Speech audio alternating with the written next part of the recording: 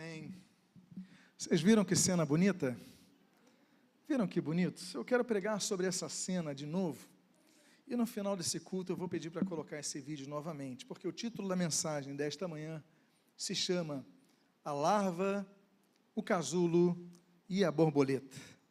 Eu convido a que você abra a sua Bíblia no livro de Eclesiastes, capítulo de número 3, e eu gostaria de começar esta mensagem com a primeira parte do versículo 11. Eclesiastes 3:11, assim registra: tudo fez Deus formoso no seu devido tempo. Oremos. Pai amado, lemos a tua santa e preciosa palavra e pedimos, Deus, fala conosco nesta manhã, abençoa a nossa vida, fortalece a nossa fé, renova-nos, Pai, precisamos da tua renovação. Abençoa os que estão aqui presentes, abençoa os que estão participando desse culto através da internet, fala com todos de maneira igual através do teu Santo Espírito. E o que nós pedimos, nós fazemos agradecidos em nome de Jesus. Amém e amém. Deus fez tudo formoso e tudo no seu devido tempo. Nem sempre reconhecemos a beleza das coisas, porque nem sempre compreendemos a beleza das coisas. Mas até mesmo na larva, que para muitos é um animal que traz certa ojeriza, repugnância, mas até na larva nós temos muitos ensinamentos a extrair.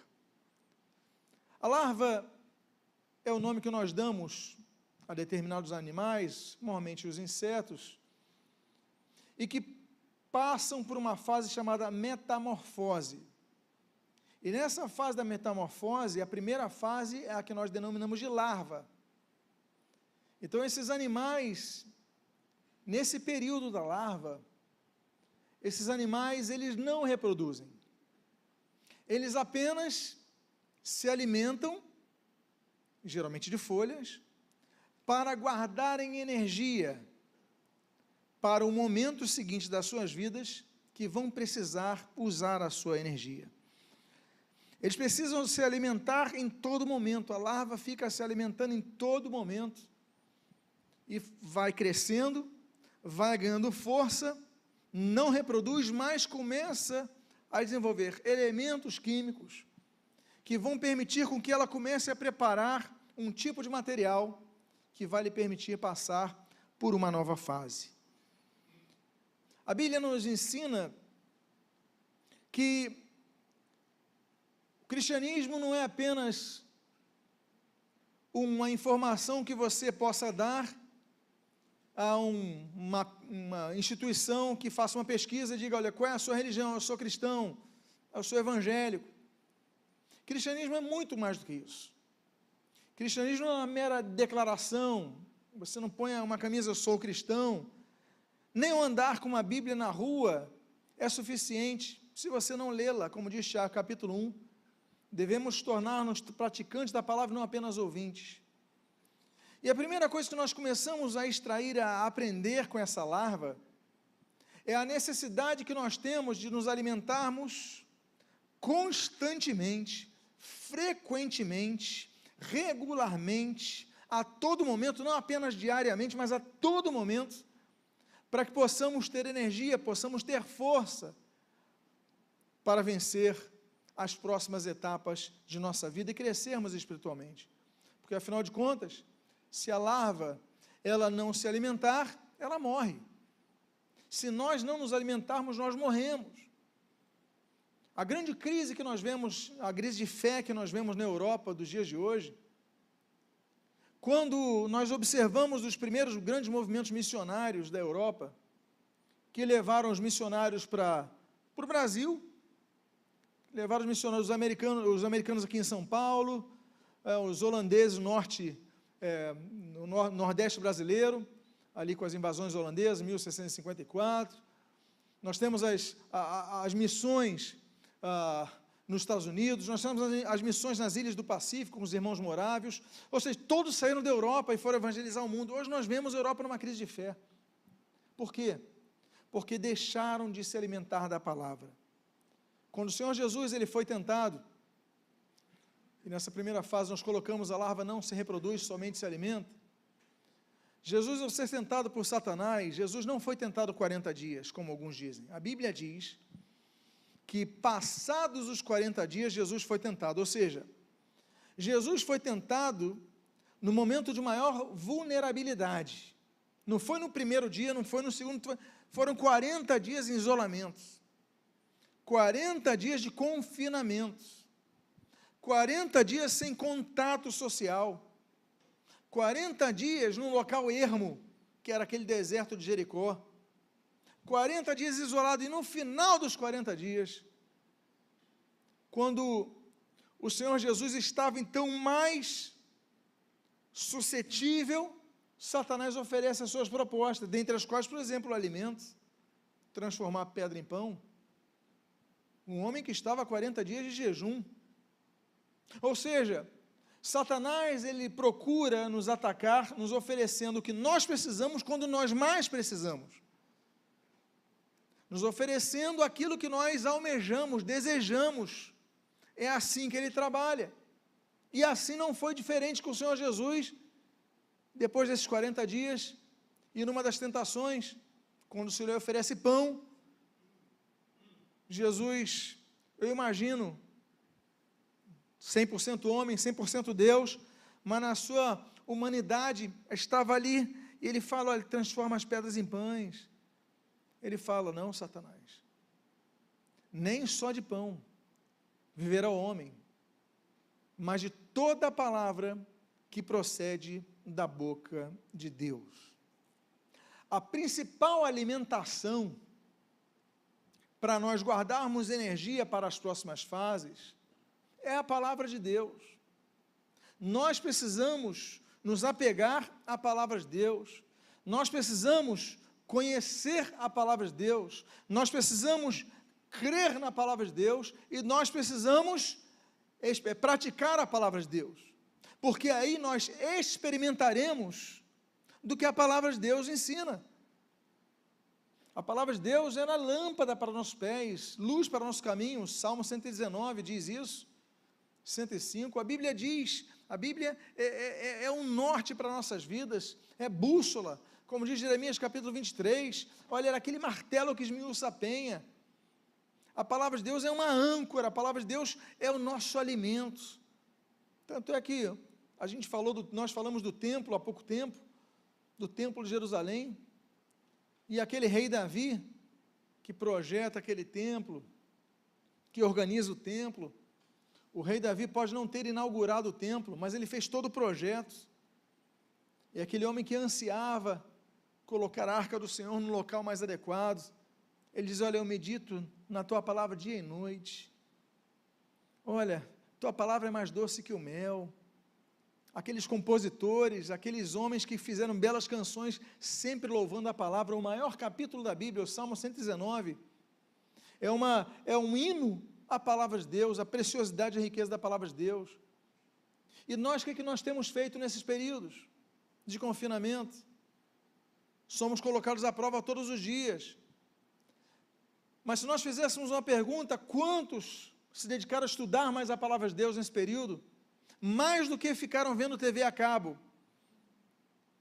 Eu talvez me questione se foi a maioria.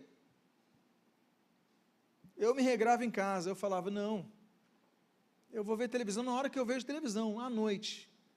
Não vou gastar meu dia, não vou gastar minha tarde, tem muita coisa para fazer. Eu não vou me tornar escravo disso, não vou me viciar nisso, porque nós começamos a dar mais importância no que vem colorido para nossos olhos, do que na leitura, e vivemos uma geração que já não valoriza a leitura. As informações são muito rápidas, estão em vídeo, você já não lê. Nós temos que voltar com o hábito da leitura, ler a palavra, mas ouvir a palavra, claro, assistir programas que se prega a palavra, claro, mas temos que buscar da fonte da palavra de Deus, para guardarmos energia, para guardarmos força. Temos que aprender com as larvas, que devemos comer em todo momento, nos alimentarmos em todo momento. A segunda coisa que nós aprendemos com a larva, é que a larva produz fios de seda. No caso, várias larvas, existem várias larvas, mas eu estou falando então daquele chamado o bichinho da seda, o bicho da seda. Ele produz fios nesse período que ele larva. Ele não se reproduz. Ele só come. Mas enquanto ele come, ele vai ganhando energia e vai se desenvolvendo organicamente, a ponto de começar a produzir elementos químicos que fazem com que saia uma substância que vai se tornar naquilo que nós falamos dos fios. E o que esses fios nos apontam? Esses fios nos apontam, em primeiro lugar, a unidade. Os fios, eles unem. Uma pessoa, outra pessoa tem um fio, elas unem.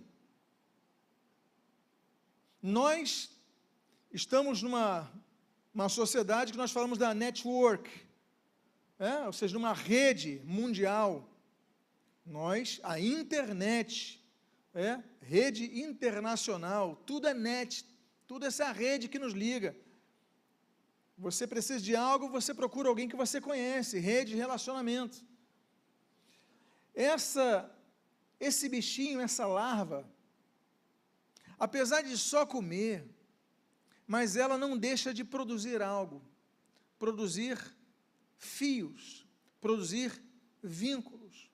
E nós não podemos, ainda que estejamos restritos, não podemos deixar de manter os laços que nos ligam. O Senhor Jesus, ele quando veio ao mundo, ele podia ter feito tudo sem chamar os 12 discípulos? Não podia. Ele tinha todas as condições de fazer tudo, sem 12, sem 7, sem 3 ou sem 1. Ele podia fazer tudo, mas ele escolhe 12. O Senhor Jesus, que é Deus onipresente, onisciente, onipotente, os atributos de Deus eterno, mas na onisciência de Deus, Jesus, ele não ouve a oração de alguém que está sozinho, ilhado num local distante, ele não ouve. Mas por que Jesus falou, onde 2 ou 3 estiverem reunidas em meu nome, aí eu estarei? Por que ele não disse, onde um estiver, aí eu estarei? Mas ele falou, onde 2 ou 3 estiverem reunidos em meu nome, aí estarei. Porque ele fala dessa importância. Ele chama 12 porque ele fala da importância. Deus divide as 12 tribos porque fala a importância de nós nos enriquecermos uns com os outros. E aí nós começamos a ver, como por exemplo esse texto de Hebreus capítulo 10, versículo 25 diz, você pode ler, não deixemos de congregar-nos, como é costume de alguns. Alguns na igreja primitiva também deixaram de se congregar. Mas nós não podemos deixar de nos congregarmos. Antes façamos admoestações, e quanto mais vedes que o dia se aproxima. O alerta do autor aos Hebreus, ele é muito aplicado nos dias de hoje. Porque muitos vão se acostumando, a partir da descoberta da tecnologia dos cultos em casa, a ficar em casa, não vou assistir o culto em casa. Nós vamos começar a enfrentar uma geração que vai deixar de participar dos cultos presencialmente. Eu estou em casa, eu estou bem, eu estou ouvindo a palavra, estou bem. Não deixa de se congregar. Mas a Bíblia diz, olha, não deixe de se congregar como fazem alguns. Alguns vão desanimando, alguns vão largando, alguns vão esfriando, daqui a pouco estão desviados. O desviado começa assim.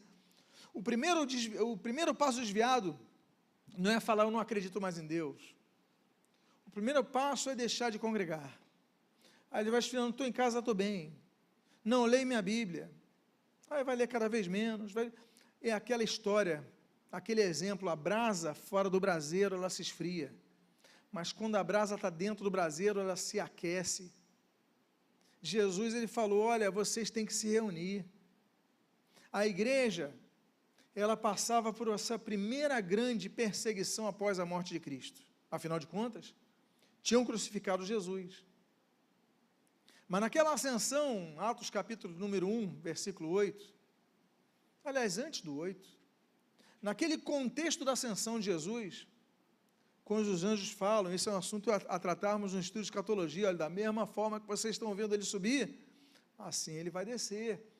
Eles alertam, os anjos alertam, mas isso no capítulo 1. No capítulo 2, Jesus tendo sido crucificado, líder de um movimento quando era crucificado, meus amados irmãos, os demais iam sendo caçados. Assim é a história, quem gosta de história entende. Você vai caçando, você quer derrubar alguém, uma liderança, independente se é no Império Romano, se é na China, você, então tá bom, vai minar a liderança, vai buscar a liderança, vai tentar derrubar de todo modo. Agora você derrubou o líder. Jesus foi crucificado. Jesus ressurge, ressuscita, é assunto aos céus. E a igreja, o que ela faz? A Bíblia diz, no capítulo 2 de Atos, que estavam todos reunidos naquele cenáculo. E ali desce o Espírito Santo, Atos capítulo 2. Por que eles estavam ali num período de perseguição? Porque a igreja não deixou de se reunir.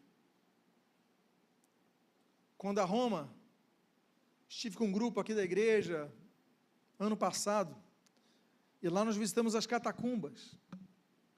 Eu comentava com alguns irmãos que estavam próximos, olha, você está vendo isso daí? Eles faziam cultos nesse local,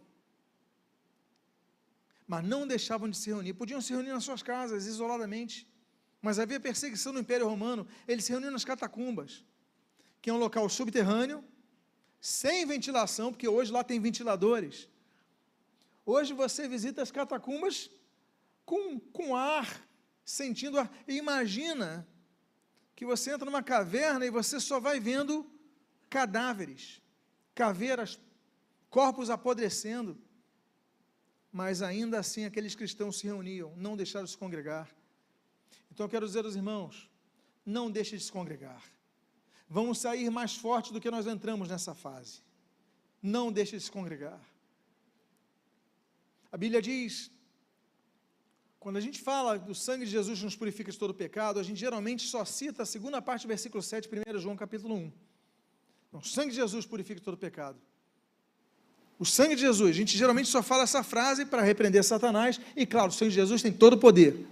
Mas o contexto do sangue de Jesus, é o sangue de Jesus que nos purifica de todo pecado. Agora, isso está dentro de outro contexto. Olha o contexto. O contexto é a congregação.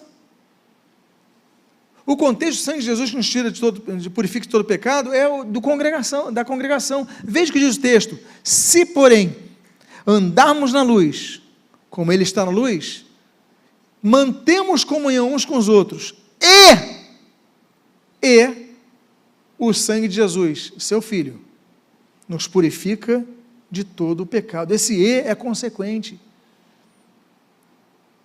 Olha só, que texto forte sobre a necessidade de mantermos comunhão uns com os outros.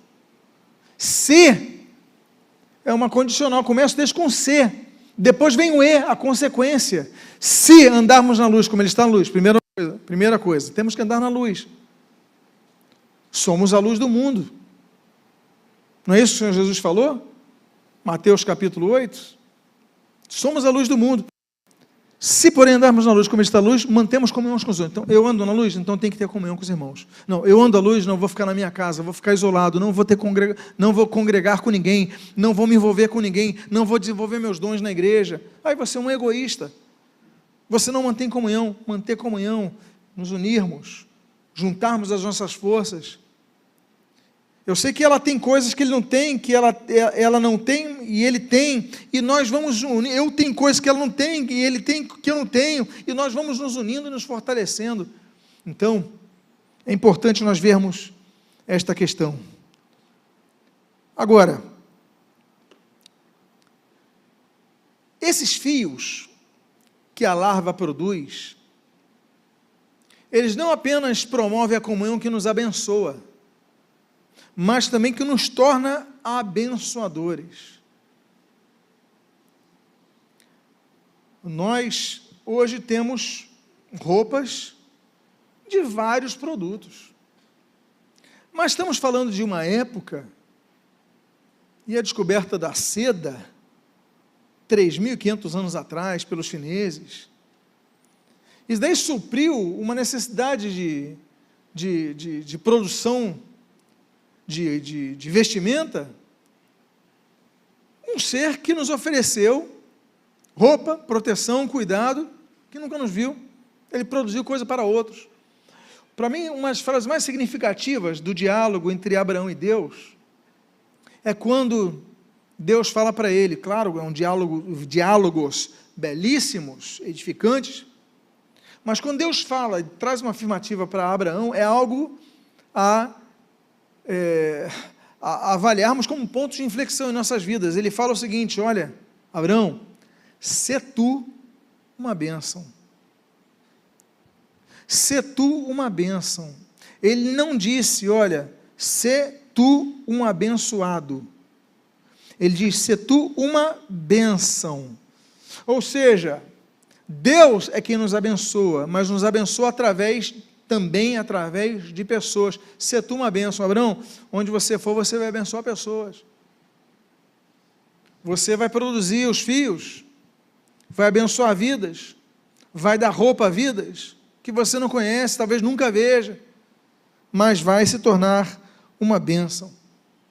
E quando nós nos interligamos uns aos outros, nós abençoamos os outros. Olha o que diz 1 Coríntios 12, do versículo 14 ao 18 e o versículo 25. Eu vou ler aqui. Porque também o corpo não é um só membro, mas muitos. Se disser o pé, porque não sou mão, não sou do corpo, nem por isso deixa de ser do corpo. Se o ouvido disser, porque não sou olho, não sou do corpo, nem por isso deixa de o ser. Se todo o corpo fosse olho, onde estaria o ouvido? Se todo fosse ouvido, onde estaria o olfato? Mas Deus dispôs os membros, colocando cada um deles no corpo como lhe aprouve. Versículo 25. Para que não haja divisão no corpo, pelo contrário, cooperem os membros com igual cuidado em favor uns dos outros.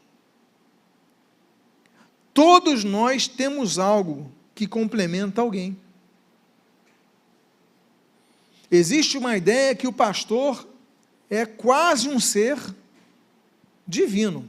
Muitos os tratam assim. E muitos gostam de saber disso. E o pior é isso.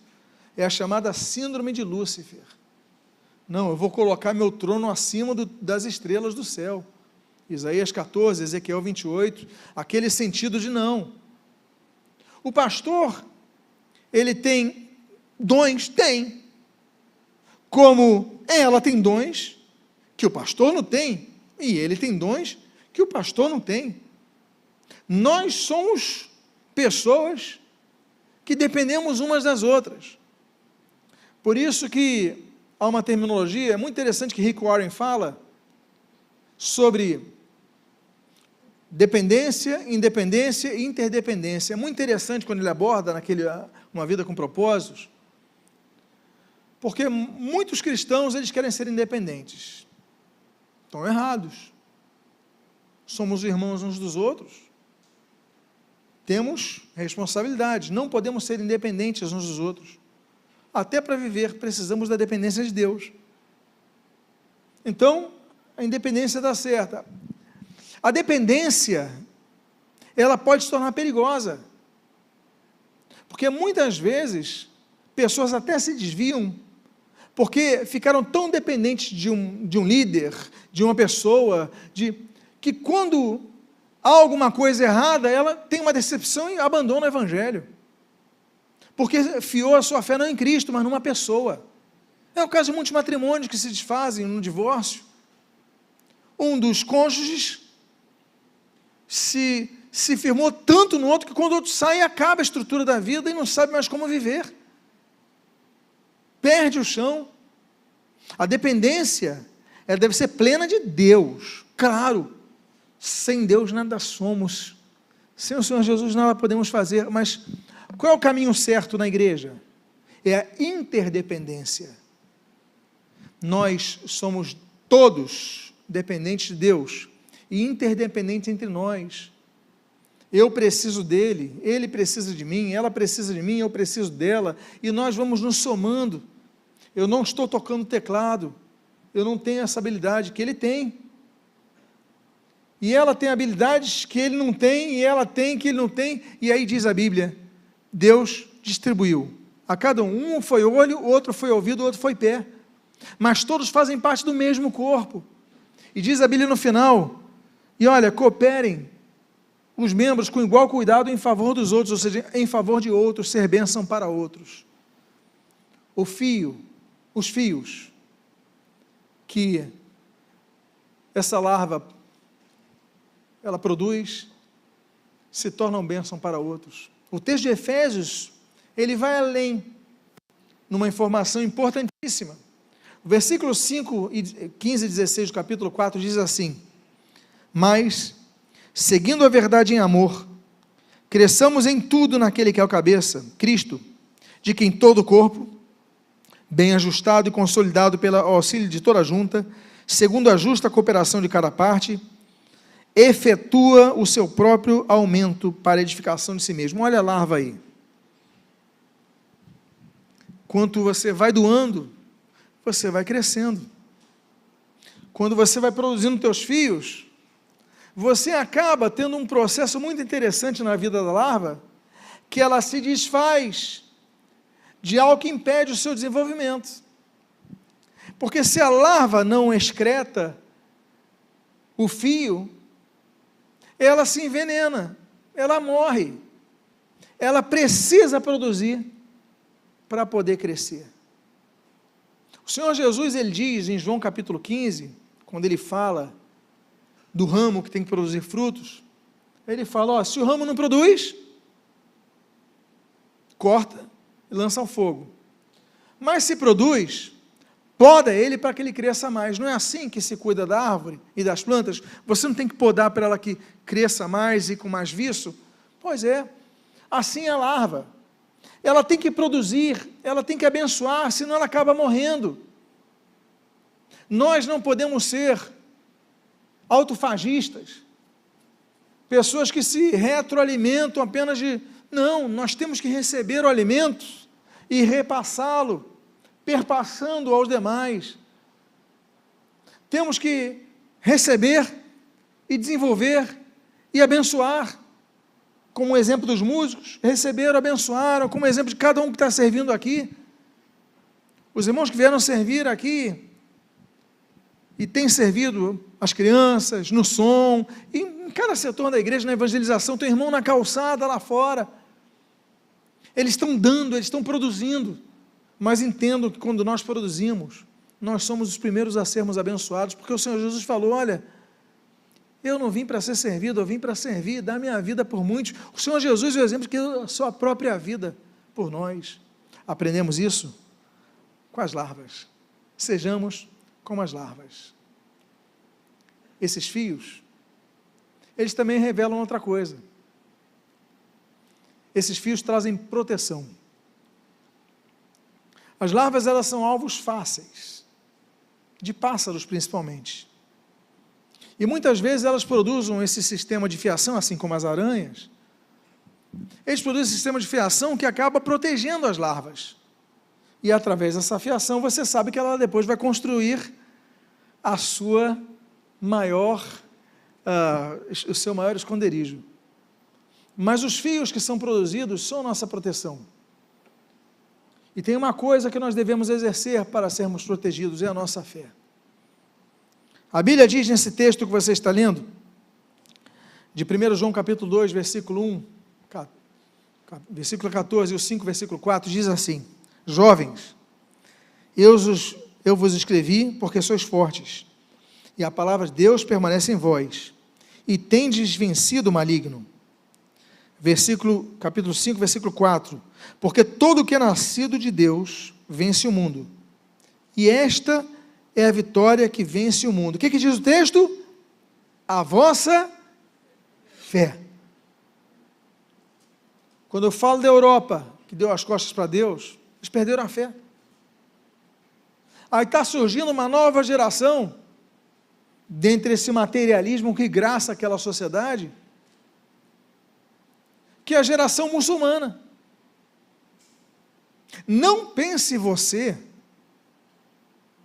Não pense você que o islamismo está crescendo na Europa apenas pela geração familiar.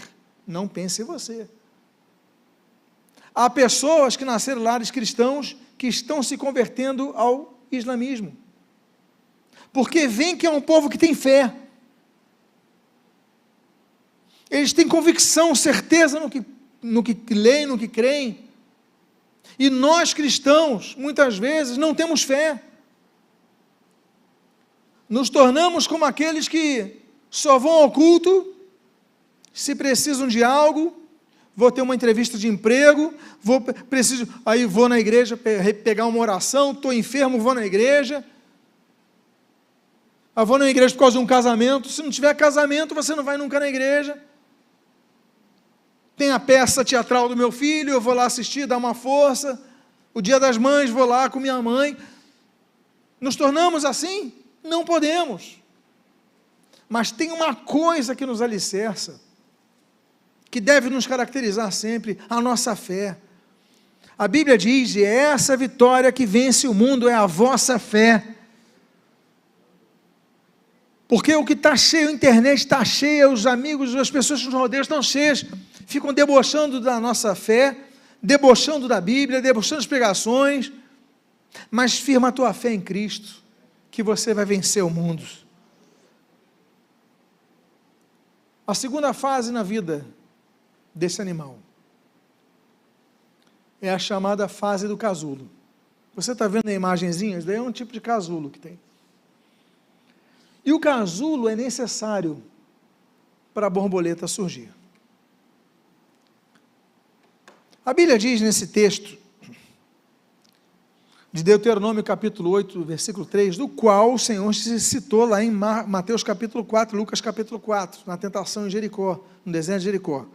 Ele diz assim, Deus falando a Moisés e ao povo: recordar-te-ás de todo o caminho pelo qual o Senhor teu Deus te guiou no deserto estes 40 anos, para te humilhar, para te provar, para saber o que estava no teu coração, se guardaria ou não os seus mandamentos.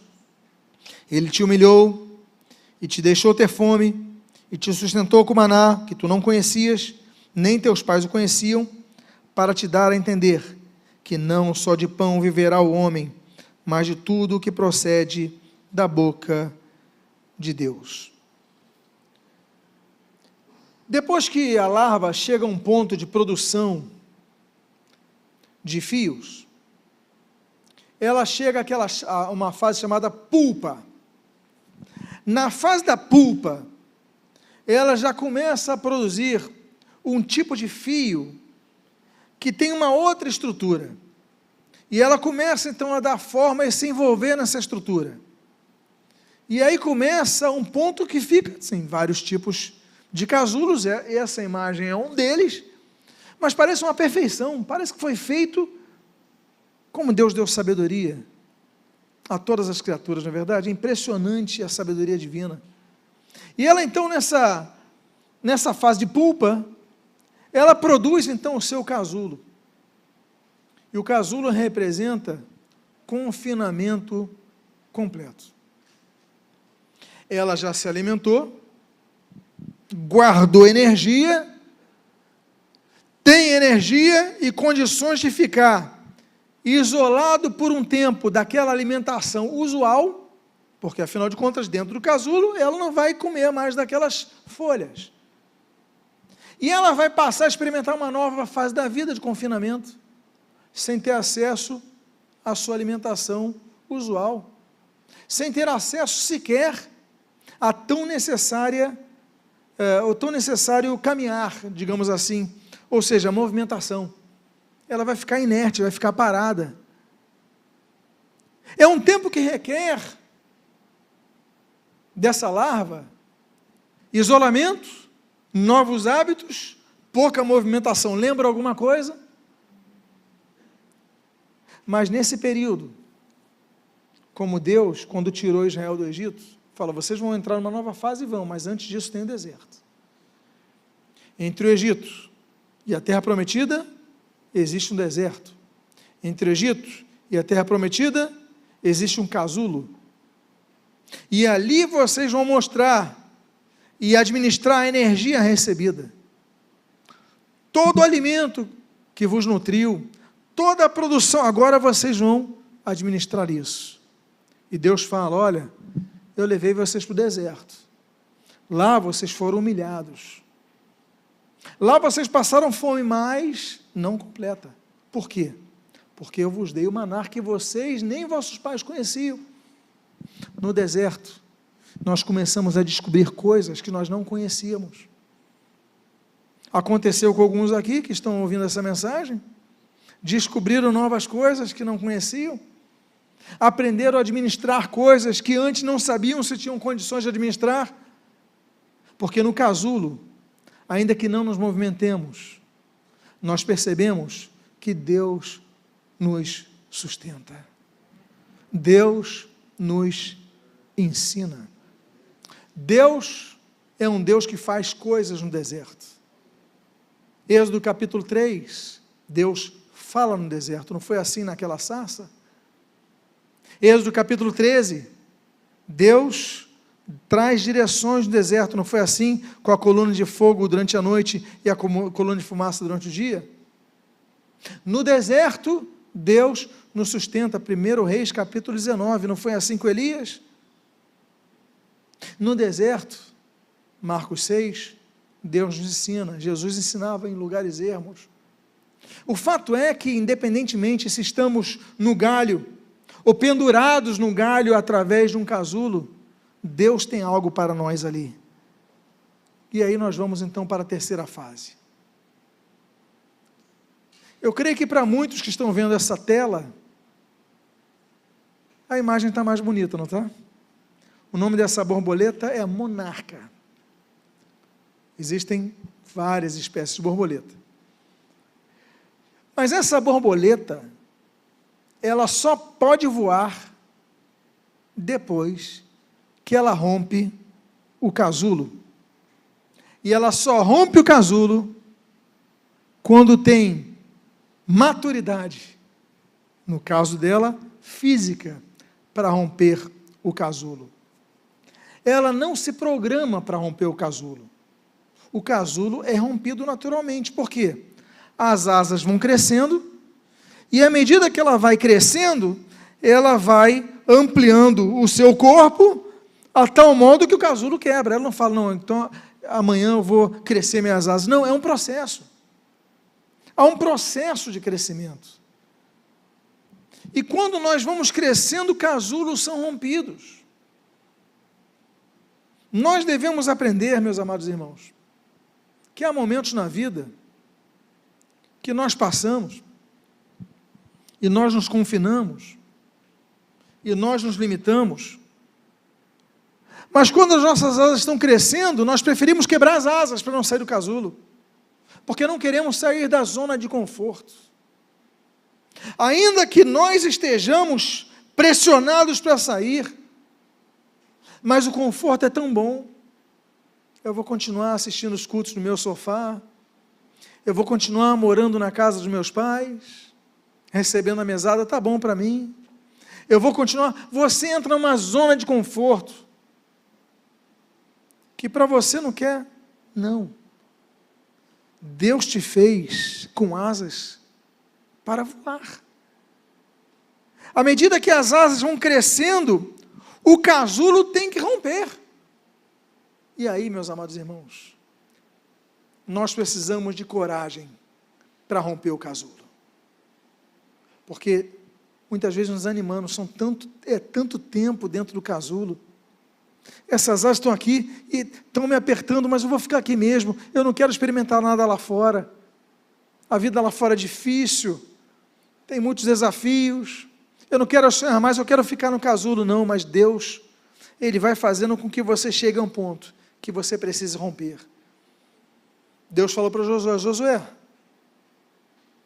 olha, Moisés morreu, Josué.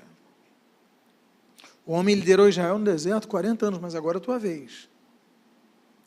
Você precisa de algumas coisas, eu vou te dizer quais. Versículo 9: ser forte e corajoso. Não temas, nem te espantes, porque o Senhor teu Deus é contigo por onde quer que andares. Por que ele fala não temas e te espantes? Porque a vida nos leva a momentos que nós tememos situações e nos espantamos com situações. Ele fala, mas não tema, não se espante não. Sabe por quê? Porque eu estou contigo, mesmo nos desertos, mesmo nas fases novas, no rompimento dos casulos, eu estou contigo, mas eu não sei o que é voar, eu nunca voei. Meus amados, quando o casulo rompe, vocês viram a cena, nós vamos projetar o vídeo no final dessa mensagem. Quando ele rompe, a borboleta já sai voando, ela não cai.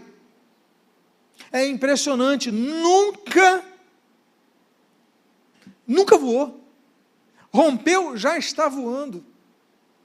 Mas para isso ela tem que ter força, tem que ter coragem. Eu não sei a nova fase que eu vou ter na minha vida. Tenha força e tenha coragem, porque Deus está contigo. Diga à pessoa que está do seu lado, tenha força e coragem para a nova fase da sua vida.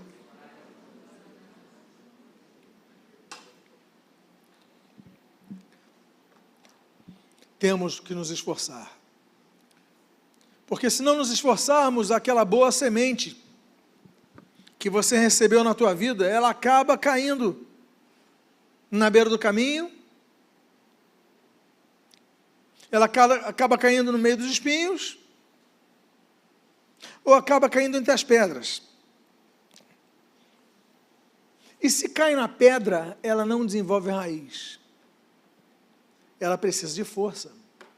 Esse texto de Lucas 8, eu vou ler para vocês, os irmãos já conhecem, Lucas 8, de 5 a 8, de 11 a 15, diz assim, eis que o semeador saiu a semear, e, ao semear, uma parte caiu à beira do caminho, foi pisada e as aves do céu a comeram, outra caiu sobre a pedra, e tendo crescido, secou por falta de umidade, outra caiu no meio dos espinhos, e estes, ao crescerem com ela, a sufocaram, outra, afinal, caiu em boa terra, cresceu e produziu 100 por 1.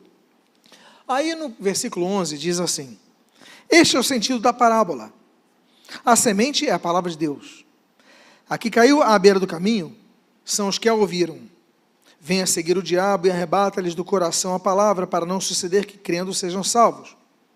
Agora olha só o que diz essa explicação sobre a semente que cai sobre a pedra, a que caiu sobre a pedra, são os que ouvindo a palavra, a receberam com alegria. Estes não têm raiz, creem apenas por um tempo, e na hora da provação, se desviam.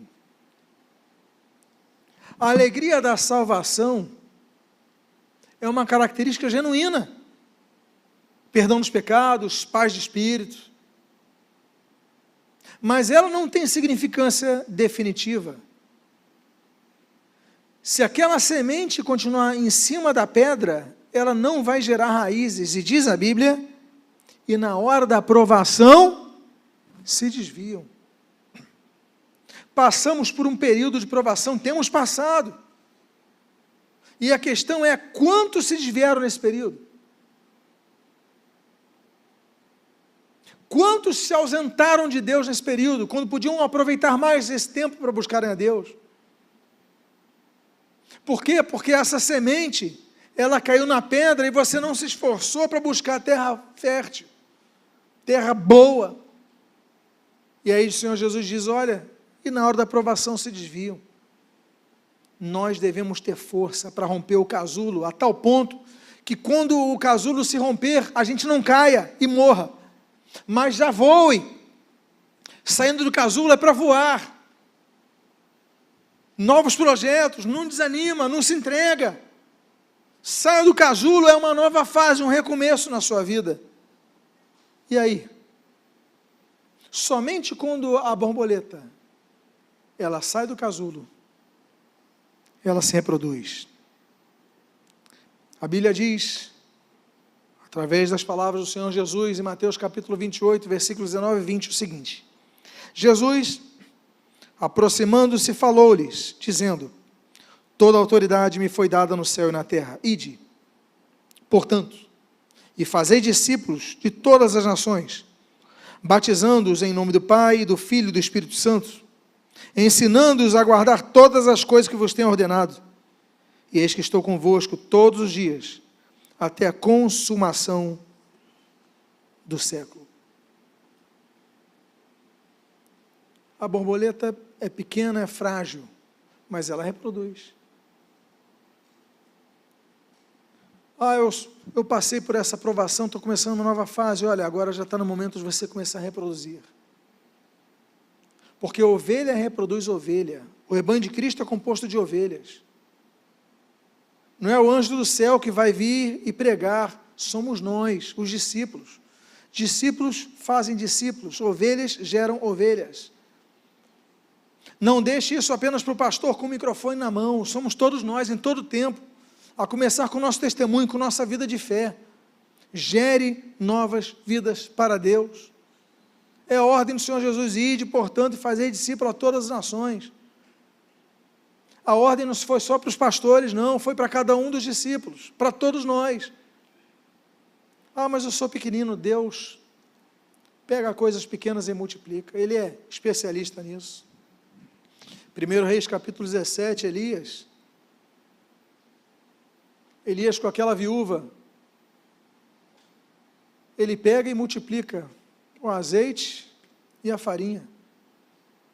O discípulo dele, Eliseu, 2 Reis capítulo 2, ele pega outra viúva, ele pega uma viúva e multiplica ali o azeite dela, multiplica. Jesus, Mateus 15, Mateus 14, Mateus 15, as duas multiplicações, poucos pães, poucos peixes, ele multiplica.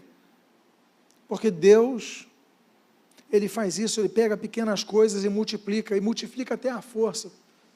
Eu só tenho essas pedrinhas aqui na mão, tem um gigante com uma espada de ferro. É interessante notar a diferença dos exércitos de Israel para os filisteus, que Israel ainda não dominava o ferro. Os filisteus tinham ferro, já tinham essa tecnologia. As espadas do povo de Israel eram espadas boas, mas eram baseadas no cobre. Não tinham aquela liga que tem o ferro. Agora imagina o Golias com a espada de ferro. Davi com aquela tiradeira, foi suficiente. O que Deus quer é que você, como uma borboleta, não apenas voe, mostre a sua beleza, mas você também reproduza, gere novos discípulos para Deus. E por fim, por falar em beleza, nós abrimos com o texto de Eclesiastes 3, que Deus fez tudo belo ao seu tempo. E eu encerro com o fato de que, se por um lado a larva a muitos produz repugnância, a borboleta a muitos traz beleza. E o texto de 2 Coríntios capítulo 2, versículo 15 diz: porque nós somos, para com Deus, o bom perfume de Cristo, tanto nos que são salvos, como nos que se perdem.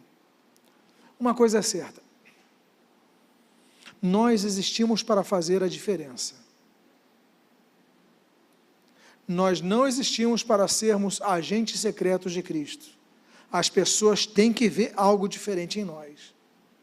No seu trabalho, as pessoas têm que ver que você tem um testemunho diferente, um pensamento diferente, um linguajar diferente. Meus amados irmãos, eu vou tomar meu café numa padaria perto de casa. Eu estava essa semana tomando meu cafezinho, meu pãozinho com manteiga. De repente, um grupo de ciclistas pararam ali e tomaram também café, próximo a mim.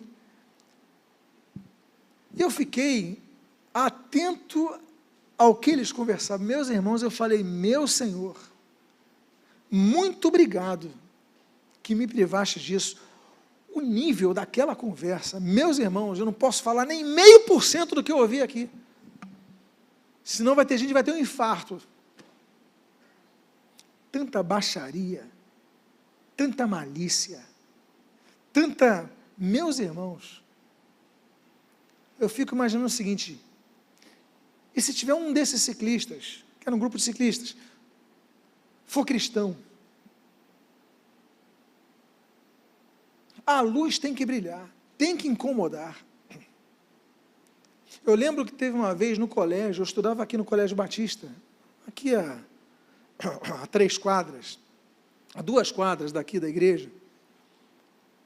Eu lembro que uma vez, eu me integrei com meus amigos, grandes amigos, enfim, e louvo a Deus pela turma que eu tive, mas teve uma vez que aquilo eu gravei para mim.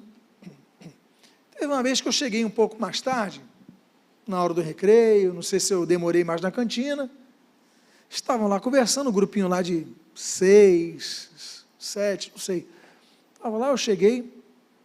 Quando eu chego, eles falam, pessoal, muda o assunto que o Lutero chegou.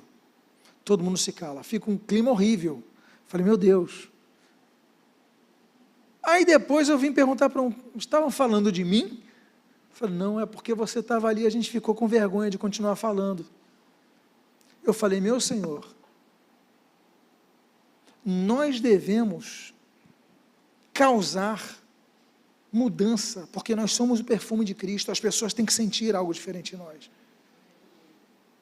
Eu não pedi para mudar o assunto, eu não ia ser mal educado, nem exibido, nem santarrão, nada disso, eu ia ficar na minha, se entrasse no assunto, eu não ia, é como Doug Harold Mills, aquele pregador de Gana, um dos maiores escritores sobre liderança cristã, ele fala sobre o chamado vento norte, ali da capital de Gana. Ele fala o seguinte, não, dê o vento norte para essa pessoa. Ou seja, começa a contar algumas coisas, não dá só uma risadinha não, fica na sua, fica frio, né? O vento norte é o vento frio, mas não fica, ou seja, demonstra a diferença, e por isso eu encerro, nessa fase da borboleta. Com o texto de Mateus capítulo 5, eu tinha falado do 8, é o 5, quando Jesus fala ali naquele sermão do monte, o seguinte, versículo 14 a 16, vós sois a luz do mundo, não se pode esconder a cidade edificada sobre o monte, nem se acende uma candeia para colocá-la debaixo do alqueire, mas no velador, e alumia todos os que se encontram na casa, assim, brilhe também a vossa luz diante dos homens, para que vejam as vossas boas obras, e glorifiquem a vosso Pai, que está nos céus.